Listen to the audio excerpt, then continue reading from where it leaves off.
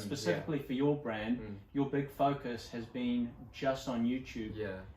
And something that we've spoken about quite extensively off camera has been that lesson of delayed gratification, a harder today for an easier tomorrow. Yeah. And YouTube definitely involves a lot of patience, it involves a lot of research, it involves a lot of investment into creating content now. Time investment, yeah. Which may only pay off 2, 3, 4, 5 years down the track, and it's something that's worked incredibly well for you. Did you ever consider going onto other platforms earlier on and investing in that along with YouTube, or was it always just about focusing just on YouTube? Yeah, well, good question. I'll quickly just go back to a point you mentioned. Sure. Was having a small audience on YouTube or another platform and monetizing that. So if you're thinking about starting a YouTube channel or another platform, you don't need a big following. You don't need a huge audience.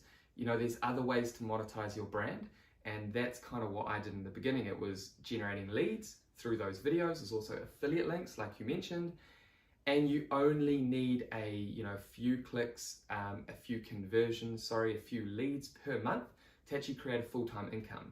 So you don't need a huge brand. You just do not need a huge channel to actually start monetizing and creating a significant income. So if you're thinking about monetizing your small brand, you're thinking about starting a YouTube channel or another brand on another platform, then you don't need a huge audience. You can have a micro audience, a specific audience that follows you because of the value that you're offering. And there's so many different ways you can monetize that audience. Like Stuart said, through affiliates, through generating leads because you're providing educational content, sponsorships. There's so many ways you can monetize your brand. So micro brands do really well because they have such a niche audience that kind of has so much respect and connection to that creator, to that brand. So going back to that point, you don't need a big brand, a big channel to start creating a significant monthly income. So going back to your question, which was I thinking about other platforms outside of YouTube? Yes, I was thinking about them, but I didn't get much traction on these other platforms purely because I was focusing on search. I wasn't creating engaging, kind of like binge-worthy content like some creators and brands do. It was purely education focused. It was purely for people searching for specific solutions to their problems, and that's where YouTube is such a good and powerful platform or search engine, because people jump on YouTube to search for help. You know, they have problems and they search for solutions on YouTube as well as on Google, and that's kind of what I saw in the beginning, and that's why I doubled down on YouTube rather than these other platforms. And and now we're just starting to focus more on blog content, so blogging, more articles, so just translating the videos into blog content so that people can find us across the internet on different search engines, not just YouTube, not just Google search. Because that has been the project that you've been working very hard on, which is bringing out your website, stewartgauld.com.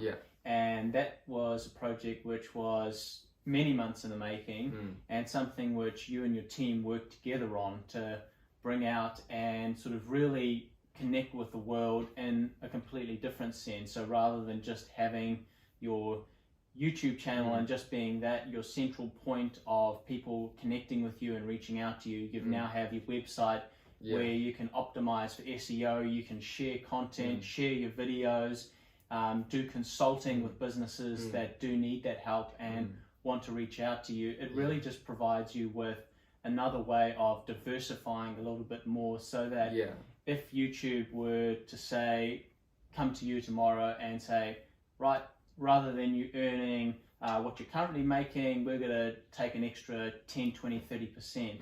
So that way you've kind of still got that extra leverage available, and you're not going into a bit of a panic and saying, oh my gosh, this has really impacted me. So I think it's quite clever that you have sort of gone down that avenue as well, because you're really creating that extra level of influence.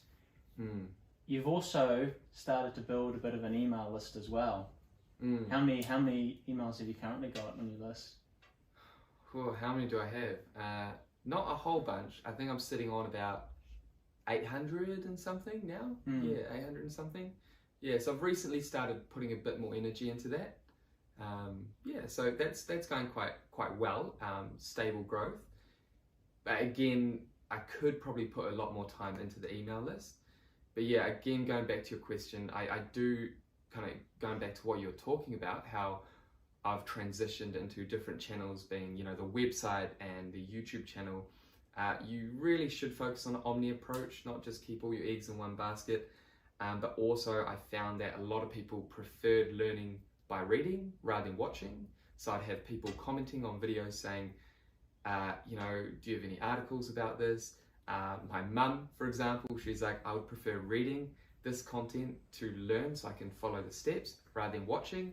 So that kind of got me into the world of actually creating content. And it's creating blog content, so translating the videos into written format. And that's been, yeah, going really well. People are responding really well to that. So it's all just realizing what your audience wants and how you can provide that value, that level of value to your audience. But the email list is, yeah, I'm trying to focus more on automation around that now. So creating kind of sequences, flows, putting those in place, and just, yeah, trying to split up and create segments of my email list for those that are interested in certain areas, because I cover so much on the different channels for small business owners.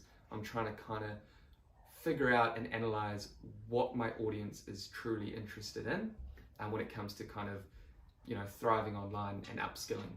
Yeah.